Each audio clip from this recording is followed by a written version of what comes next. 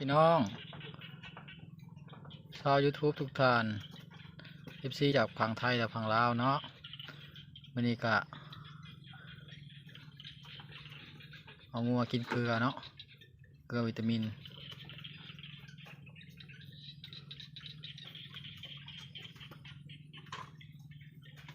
กินเกลือวิตามินนะพี่น้องเนาะข้อ150 พันกีบ